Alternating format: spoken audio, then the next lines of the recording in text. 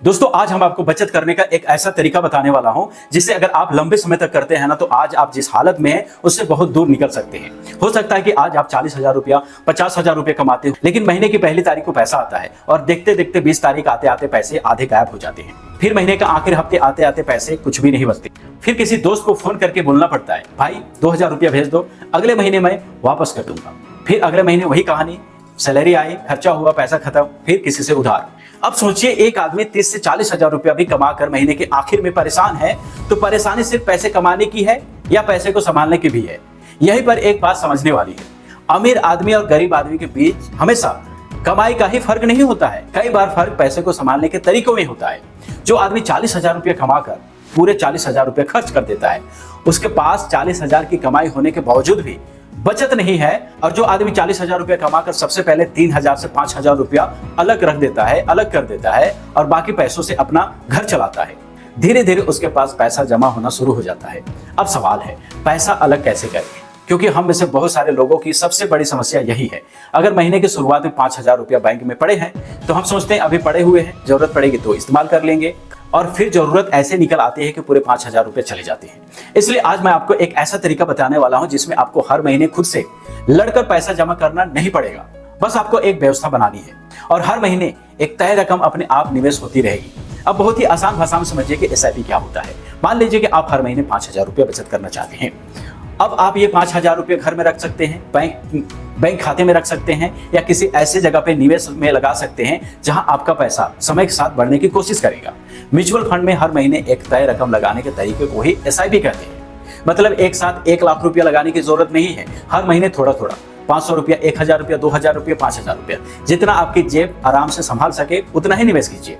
लेकिन यहाँ पर एक बात जरूरी है, एसआईपी कोई जादू नहीं है और ना ही एसआईपी का मतलब यह है कि आपका पैसा पक्का इतने प्रतिशत बढ़ेगा। नहीं, बिल्कुल नहीं।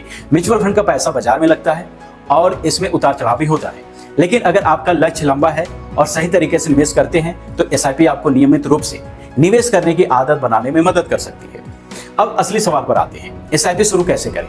इसके लिए आपको सबसे पहले अपना किसी निवेश प्लेटफॉर्म पर जाकर अपना केवाईसी पूरा करना पड़ेगा। अगर आपके पास पहले से अकाउंट है तो कोई बात नहीं, केवाईसी आपका पूरा होगा। अगर नहीं है तो जाकर आप पहले केवाईसी कर लीजिए।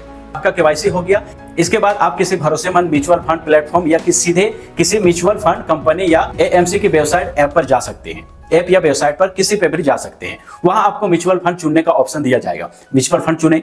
अब यहीं पर सबसे पहले लोग गलती करते हैं कि किसी दोस्त ने बोल दिया कि भाई ये वाला म्यूचुअल फंड पिछले साल बहुत अच्छा प्रदर्शन किया था, बहुत अच्छा कमाई दिया था, और आप क्या करते हैं, उसी को बात सुनकर उसी में लगा देते हैं। कोई यूट्यूब पर देखकर म्यूचुअल फंड चुन लेता है तो कोई बोलता है कि जिसका रिटर्न सबसे ज्यादा है वही सबसे अच्छा होगा। ऐसा मत करना, बिल्कुल नहीं।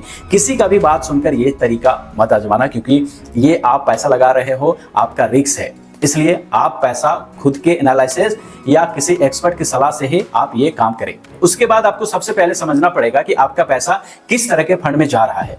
अगर आप बिल्कुल नए हैं तो सबसे पहले म्यूचुअल फंड की अलग अलग कैटेगरी को समझिए। आपका गोल क्या है, आप कितने साल के लिए पैसा लगा रहे हैं, कितना उतार चढ़ाव सह सकते हैं, इन सभी चीजों को देखकर ही फंड को चुनना चाहिए। अब मान लेते हैं कि आपने अपनी जरूरत के हिसाब से एक म्यूचुअल फंड चुन लिया। अब आपको करना क्या है कि आपको यहाँ पे 2 तरह के प्लान दिखेंगे। अगर आप ऐप में हैं तो आप डायरेक्ट कर सकते हैं और रेगुलर भी कर सकते हैं। इसको भी बहुत आसानी तरीके से समझिए। देखिए, डायरेक्ट में आप खुद इन्वेस्टमेंट करते हैं, ओके, और रेगुलर में डिस्ट्रीब्यूटर के जरिए। दोनों में अंडरलाइंग स्कीम एक जैसा ही हो सकती है, लेकिन खर्च अलग अलग हो सकते हैं। अगर आपको खुद रिसर्च करना आता हो और आप अपना इन्वेस्टमेंट खुद संभाल सकते हैं तो डायरेक्ट प्लान एक अच्छा ऑप्शन हो सकता है, तो आप डायरेक्ट कर सकते हैं। लेकिन अगर नहीं आता है तो आप क्या करेंगे, रेगुलर चुनेंगे। अब मान के चलते हैं कि आपने प्लान चुन लिया, अब एसआईपी शुरू करने की बारी है। अब यह बहुत ही आसान है दोस्तों। अब सबसे पहले क्या करना है कि ऐप में गए, एसआईपी का ऑप्शन चुन लिए। एसआईपी को चुनने के बाद आपको सबसे पहले पैसा चुनना है कि आप मान लीजिए कि आपने 5,000 रुपया तय किया है कि हमको 5,000 रुपया अमाउंट का एसआईपी करना है। फिर चुनना है आपको तारीख, यानी कि तारीख चुनने का मतलब है कि आपका पैसा किस तारीख को कटेगा, तो आप अपने अनुसार उसको चूज कर सकते हैं। अब बैंक अकाउंट में पैसा अपने आप कटने के लिए मैंडेट या पेमेंट ऑथराइजेशन पूरा करना होगा, बस हो गया आपका। इसके बाद हर महीने तय तारीख पर आपकी एसआईपी की रकम निवेश होती रहेगी, यानी आपको हर महीने बैठकर मैन्युअली पैसा डालने की जरूरत नहीं पड़ेगी अगर आपने ऑटोमेटिक मैंडेट सेट किया हुआ है। अब यहाँ पे एक जरूरी बात है, एसआईपी शुरू करना आसान है, लेकिन एसआईपी चलाते रहना असली खेल है। क्यों?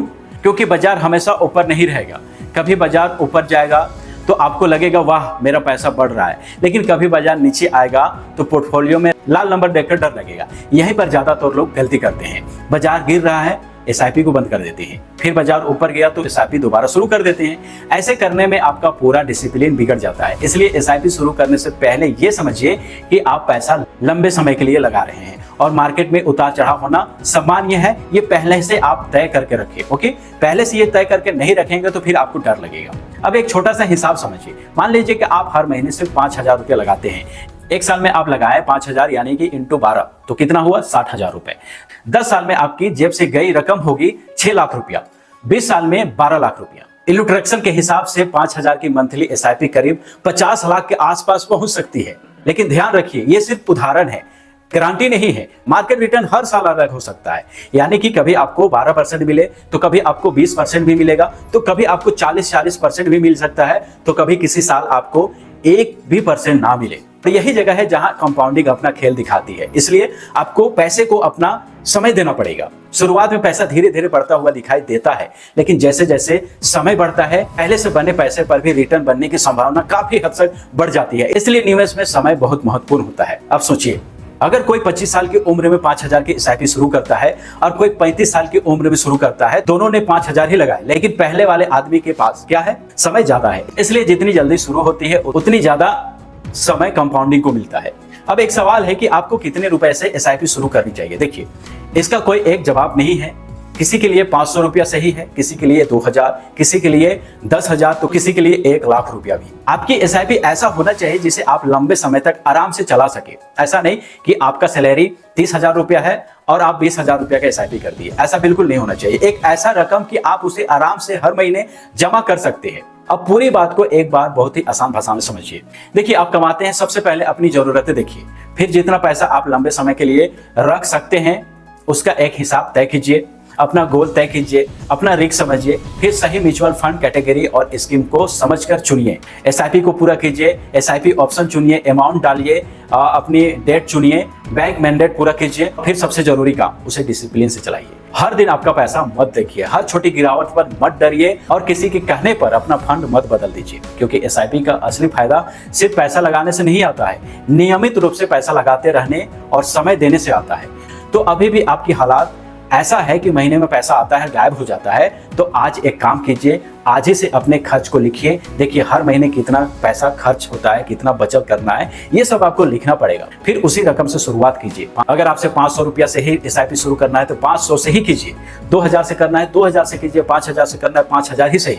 लेकिन एक बात याद रखिए, पैसा बचाने के लिए पहले अमीर होना जरूरी नहीं है। कई बार अमीर बनने की शुरुआत इस बात से होती है, अपने कमाए हुए पैसों में से थोड़ा थोड़ा बचाकर उसे निवेश करना, सही जगह पे लगाना शुरू करना ही होता है। और अगर आप चाहते हैं कि अगली वीडियो में आपको बिल्कुल देसी भाषा में समझाओ तो नीचे कमेंट कीजिए, और अभी तक चैनल को सब्सक्राइब नहीं किए हैं तो प्लीज सब्सक्राइब कर लीजिए। मिलते हैं फिर नेक्स्ट वीडियो में।